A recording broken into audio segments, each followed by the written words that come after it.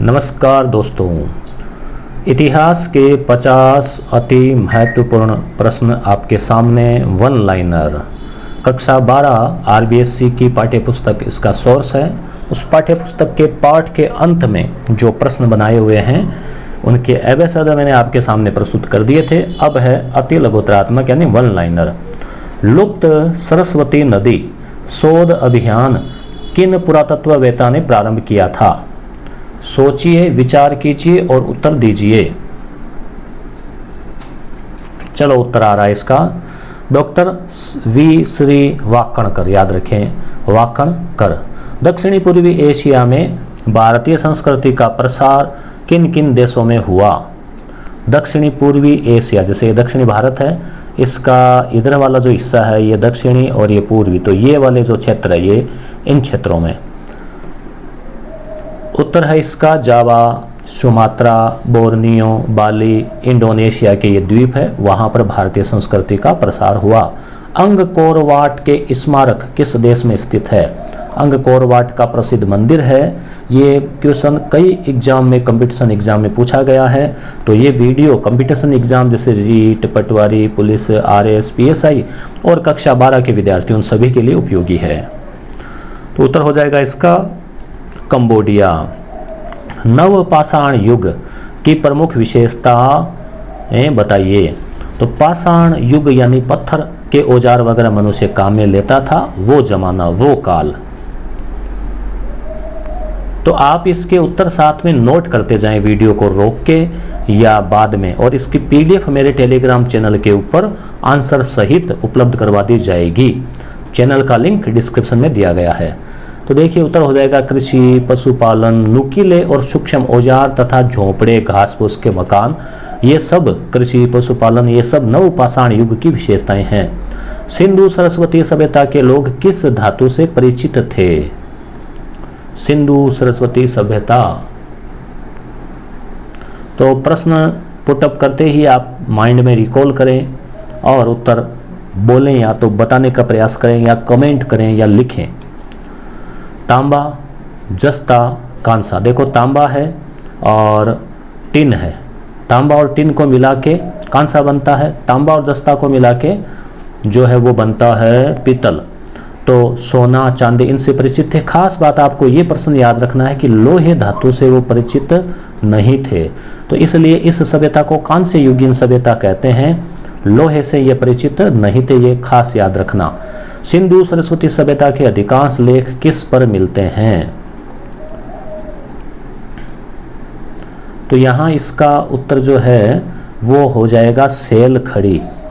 शैल खड़ी मिट्टी, शैल खड़ी मिट्टी की मुद्राएं बनी हुई है, तो मुद्राएं या मोहरें, इनके ऊपर जो है ये इसका मिलता है। मुद्राएं और मोहरों पर इनके लेख मिलते हैं। आरण्यक ग्रंथों में किस विषय को प्रतिपादित किया गया है? तो दार्शनिक विषय, पुनर्जन्म, आत्मा, परमात्मा इत्यादि जो गूढ़ विषय है उन पर चिंतन किया गया है। त्रिपिटक क्या है?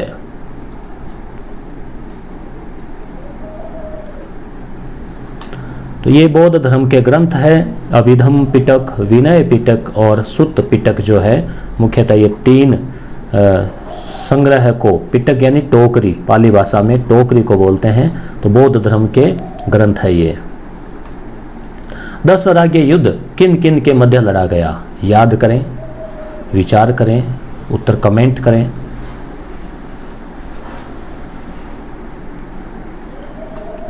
तो भारत या भरत कबीले के राजा सुदास और उसके सामने 10 राजाओं का संघ था, उनके बीच में लड़ा गया था। सुदास जो है इधर था, उधर विश्वामित्र, उधर सामने वाले में विश्वामित्र, और इधर जो है सुदास वाले में, इसमें आपको याद आ रहा होगा जिन्होंने माउंट आबू में भी यज्ञ किया था, तो वो ऋषि थे इधर। इधर हम बात करें वो राजपूतों की उत्पत्ति के लिए वसुमित्र, उनका क्या नाम याद नहीं आ रहा मुझे फिलहाल, जबान पे नहीं आ रहा। पंचजन में कौन कौन से जन सम्मिलित थे? पंचजन का मतलब ये हो गया कि ये जो 10 राजाओं का संघ था, इसमें 5 तो थे आर्य और 5 थे अनार्य। ठीक है। तो वो जो 5 आर्यजन थे उनका नाम, तो अनु, यदु, तुर्वस, पुरु, दु है ये है। तो कभी कभी पूछ लिया जाता है, तो आप याद में रखें। ये जो युद्ध हुआ था वो कहाँ हुआ था? आपको नदी याद आ रही होगी, परुस्नी या रावी नदी।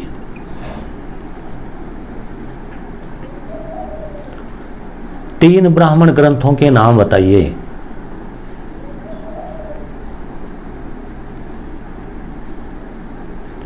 तो उत्तर हो जाएगा ऐतरेय, कौशितकी, शतपथ, ऐसे कई प्रकार के ब्राह्मण ग्रंथ है। ब्राह्मण ग्रंथ क्या थे? वेदों को सरल भाषा में और गद्य भाषा में समझने के लिए थे।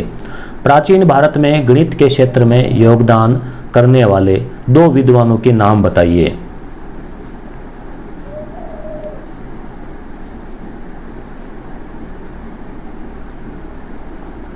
तो उत्तर हो जाएगा इसका आर्यभट्ट, भास्कराचार्य। भौतिक विज्ञान के क्षेत्र में कणाद ने किस पद्धति का आविष्कार किया था? कणाद का नाम आता है, तो उत्तर हो जाएगा अणु परमाणु के संयोजन के बारे में इन्होंने, अणुओं का संयोजन आदि, तो परमाणु सिद्धांत इन्होंने दिया था। 16 संस्कारों के नाम बताइए। तो ये तो 16 है, तो आप 3 वो बता दीजिए जो शुरुआत के हैं, कैसे भी करके आप उत्तर बताइए। तो उत्तर हो जाएगा, ये ट्रिक है, इस ट्रिक से आप सारे संस्कार याद रख सकते हैं। गप, सजा, नानी, अचूक, विद्या, उपन गई, वेदों के बर्तन से, विवाह से अंत्येष्टि तक। तो देखिए इस ट्रिक से गय से गर्भाधान, पै से पुंसवन, सह से सीमंतोन्नयन, ये 3 संस्कार जो है वो जन्म से पूर्व के हैं। फिर जात कर्म, फिर नामकरण, निष्कर्मण, ठीक है, अन्नप्राशन, चूड़ा कर्म, विद्यारंभ, उपनयन, वेदारंभ, अपवर्तन, विवाह, अंत्येष्टि। तो इस प्रकार से 16 संस्कार हमारे माने गए हैं। यहाँ से क्वेश्चन आपके ये कई बार पूछ लिया जाता है, जन्म से पूर्व के संस्कार तो गय, पै, सह, यानी गर्भाधान, पुंसवन और सीमंतोन्नयन, ये क्या है? अब ये तो आपको हिस्ट्री जब डिटेल से पढ़ाएंगे तभी बता सकते हैं। 4 पुरुषार्थ क्या है? तो धर्म, अर्थ, काम और मोक्ष। आश्रम व्यवस्था क्या है? तो आश्रम 4 है, जीवन को 25-25 भागों में बांटा गया है। तो इस प्रकार से ब्रह्मचर्य, गृहस्थ, वानप्रस्थ और संन्यास, ये आपको ध्यान में रखना है। लास्ट वाला ये सेकंड ग्रेड एग्जाम में पूछा गया था, इनको क्रम से सेट करना। दिल्ली में लौह स्तंभ कहाँ स्थित है? मैंने इस क्लास में 50 क्वेश्चन लिए हैं और पार्ट 1, पार्ट 2 और पार्ट 3 को शामिल किया है। इसका पार्ट 2 आपके लिए भी लाएंगे अगर आप कमेंट करेंगे तो महरौली है दिल्ली में। महरौली में लोहा स्तंभ स्थित है जो कि चंद्रगुप्त द्वितीय विक्रमादित्य के समय बना था और कुतुब मीनार के सामने है। अब ये पार्ट 2 शुरू हो गया है। इतिहास कक्षा 12। अर्थशास्त्र नामक पुस्तक की रचना किसने की?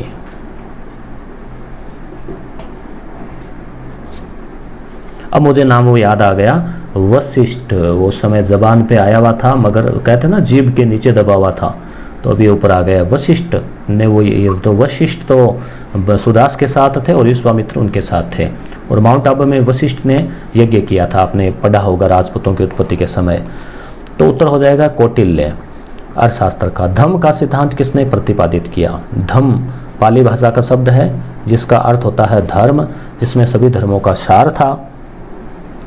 तो उत्तर हो जाएगा अशोक मौर्य। सुदर्शन झील का निर्माण किसने कराया? अशोक मौर्य में आप एक चीज याद रखें, चंद्र, बिंदु, अशोक, ये 3 राजाओं के, मौर्य राजाओं के नाम आप क्रम से याद रख सकते हो। चंद्रगुप्त, बिंदुसार, अशोक मौर्य। अब उसने अशोक के बाद में कौन आया? कौन को मारवाड़ी में कहते हैं कुण आया, तो कुण से आप बना सकते हो कुणाल। तो ये भी एक ट्रिक है। इस तरह से अशोक के बाद कुणाल था कश्मीर वाली साइड में और एक तरफ वो जालोक था। सुदर्शन झील का निर्माण किसने करवाया? तो उत्तर हो जाएगा चंद्रगुप्त मौर्य के सौराष्ट्र यानी गुजरात वाला प्रांत के गवर्नर पुष्यगुप्त ने। पुष्यगुप्त वैश्य ये था, पुष्यगुप्त ने करवाया। इसके बाद आगे इसमें अलग अलग लोगों ने मरम्मत भी करवाई। गुप्त संवत कब और किसने प्रचलित किया?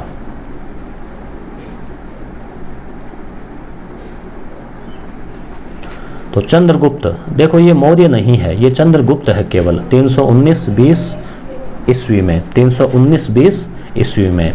तो प्रश्न अगर आपको अच्छे लग रहे हैं तो आप फीडबैक कैसे देंगे हमें, आप जो है वीडियो को लाइक करके फीडबैक दे सकते हैं। हालांकि आपके कमेंट्स से फीडबैक मिलता है, कमेंट्स में पढ़ता हूँ। चीनी यात्री फाहयान किस गुप्त शासक के समय भारत आया था? इसकी ट्रिक भी मैंने आपको बता रखी है, यान। तो चंद्रगुप्त द्वितीय विक्रमादित्य के समय आया था। देखो यान चंद्रमा पर, भारत ने चंद्रमा पर 2 यान भेज दिए। तो इस तरह से किस गुप्त शासक ने उज्जैन को अपनी दूसरी राजधानी बनाया? उज्जैन, पहली राजधानी तो पाटलिपुत्र थी और दूसरी जो है राजधानी उज्जैन, क्योंकि साम्राज्य बड़ा हो गया था। तो चंद्रगुप्त द्वितीय विक्रमादित्य ने ही किया था। आप कमेंट में मुझे इसका शासनकाल बता सकते हैं, देखते हैं कितने विद्यार्थियों को इसका शासनकाल याद है। किस गुप्त शासक ने सुदर्शन झील का पुनः निर्माण करवाया? बताएं। तो स्कंदगुप्त। सुदर्शन झील के बारे में आप याद रखें, पहले चंद्रगुप्त मौर्य के समय यह बनाई गई पुष्यगुप्त के द्वारा, 1 नंबर। दूसरी बात, अशोक ने इसकी मरम्मत करवाई। तीसरी बात, रुद्रदामन ने इसकी पुनः मरम्मत करवाई, बांध बनवाया। और चौथा व्यक्ति आया स्कंदगुप्त। और इन सब की जानकारी मिलती है, रुद्रदामन का जूनागढ़ भी लेख है वहाँ पर इस झील के बारे में, और स्कंदगुप्त ने भी वहाँ लेख लिखवा दिया। स्कंदगुप्त सबसे लास्ट में इसने इसकी मरम्मत करवाई। भारत में मंदिर वास्तुकला किस काल में विकसित हुई? यानी सबसे पहले मंदिर बनने शुरू हुए या उनका पता चलता है तो ये हो जाएगा गुप्त काल। इसी समय देवगढ़ का दशावतार मंदिर, लक्ष्मण मंदिर वगैरह वगैरह जो है वो। हिंदू विधियों का संकलन किस युग में हुआ? जैसे वो कई प्रकार की स्मृतियां वगैरह, तो गुप्त काल। हर्ष के समय कौन सा चीनी यात्री भारत आया? हर्ष, हर्षवर्धन। पहले अक्षर से आपको याद आ गया होगा, है से हर्ष और है से हवेनसांग। हर्ष अपने राज्य की आय को कितने भागों में बांटता था? तो यहाँ इस प्रश्न का तात्पर्य ऐसे लगाया कि हर्ष की आय के स्रोत या जो कर है वो कितने प्रकार के थे? तो उत्तर हो जाएगा 3 प्रकार के कर थे। एक था भोग, एक था हिरण्य। भोग जनता से लिया जाता था, हिरण्य जो है वो नगद था, और बलि ये भी था। बाणभट्ट की 2 रचनाओं के नाम लिखिए। बाणभट्ट हर्ष के दरबार में रहता था, 2 किताबें इसने लिखी है, एक तो हर्ष चरित्र, एक कादम्बरी। हर्ष ने खुद ने भी 3 किताबें लिखी है, 3 नाटक लिखे हैं। एक का नाम है नागानंद, ठीक है, एक का नाम है रत्नावली, और अब तीसरे का नाम आपसे कमेंट में पूछते हैं, देखें कितने विद्यार्थियों को पता है। करिकाल ने कहाँ और किस नगर की स्थापना की? करिकाल चोल वंश का शासक था, और चोल वंश का जो पूर्ववर्ती चोल थे उनका। तो इसने पूहार यानी कावेरीपत्तनम या पूहारपत्तनम की स्थापना की, जबकि इसकी राजधानी जो है वो थी उरेयूर। तो इसकी तीसरी किताब आपको बता दें, नागानंद रत्नावली, और तीसरी किताब का नाम है प्रियदर्शिका। आपने कमेंट कर दिया होगा इतने में। किस चोल शासक की नौसेना अत्यंत विकसित थी? यानी नौसेना जो है उसमें बहुत शक्तिशाली। तो राजेंद्र फर्स्ट। यानी आपको राजराज नाम याद होगा, और जिन्होंने श्रीलंका जीती, फिर पूरी श्रीलंका और इंडोनेशिया, पूर्व जो दक्षिण पूर्वी एशिया, तो राजेंद्र प्रथम जो है उसने जीत लिया। हरिहर और बुक्का किस महात्मा के आशीर्वाद से विजयनगर साम्राज्य की स्थापना की? हरिहर और बुक्का ने। सन आपको याद आ रहा होगा, कमेंट करके मैं चाहूँगा आप कमेंट में उत्तर दो इसका। तो विद्यारण्य संत थे, इनके आशीर्वाद से विजयनगर साम्राज्य की स्थापना की। कब? 1336 1336। उस समय दिल्ली का दिल्ली सल्तनत का शासक कौन था? तुगलक वंश का था, तो मोहम्मद तुगलक। अब पाठ 3 शुरू हो गया है, 3 ही पाठ हम इसमें देखेंगे। मेगस्थनीज की पुस्तक का नाम बताइए। मेगस्थनीज आपको याद है चंद्रगुप्त मौर्य के समय आया था विदेश से, यूनान से। इंडिका इसकी पुस्तक है। शून्यवाद के प्रवर्तक कौन थे? शून्यवाद तो नागार्जुन को क्या है, सापेक्षता का सिद्धांत भी दिया, शून्यवाद का दिया। प्रसिद्ध बौद्ध विद्वान थे बौद्ध धर्म के। और वैज्ञानिक थे। सिकंदर कहाँ का शासक था जिसने भारत पर हमला किया था लगभग 326 ईस्वी पूर्व? तो उत्तर हो जाएगा यूनान, बेबीलोन यूनान में जगह यूनान का। हिंदू राजा पोरस ने किससे मुकाबला किया था? तो सिकंदर से किया था। सिकंदर को अलेक्जेंडर भी कहते हैं। पोरस को जब सिकंदर ने पकड़ लिया तो पोरस को बंदी बना लिया और सामने प्रकट किया। तो सिकंदर ने पूछा कि बोलो तुम्हारे साथ क्या व्यवहार किया जाए, तुमने बहुत मुझे तंग किया है, मेरी सेना को मार डाला, तुम्हारे साथ क्या व्यवहार करें? तो पोरस घबराए नहीं, इसने कहा कि वही व्यवहार करो जो एक राजा दूसरे राजा के साथ करता है। तो इसके इस जवाब से सिकंदर बड़ा प्रभावित हुआ और इसको वापस इसका राज्य लौटा दिया। मिलिंद पन है, यानी मिलिंद के पन है का मतलब प्रश्न, प्रश्न होते हैं ना, सवाल। पुस्तक किस शासक को समर्पित है? तो इसमें क्या है, संवाद है। तो उत्तर हो जाएगा मिलिंद या मीनांडर। ये हिंद यूनानी राजा था और इसने क्या किया था कि नागसेन, एक बौद्ध विद्वान था नागसेन, उससे प्रश्न पूछे और उसके उत्तर दिए। भारतीय और यूनानी मिश्रण से किस शैली की मूर्ति कला का विकास हुआ था? तो उत्तर हो जाएगा इसका गांधार। बौद्ध धर्म की मूर्तियां बनी तो एक तो गांधार कला शैली थी, एक थी मथुरा कला शैली। तो गांधार उत्तर हो जाएगा। शकों को किस चीनी जाति ने परास्त किया था? शकों में जैसे रुद्रदामन वगैरह है, ये भारत आए थे, तो इनके जो पूर्वज भारत आए थे तो ये चीन से भाग कर आए थे। क्यों? क्योंकि कुषाण यानी यूची जाति ने इनको पराजित कर दिया था, तो ये चीन से भागकर मध्य एशिया होते हुए भारत आ गए।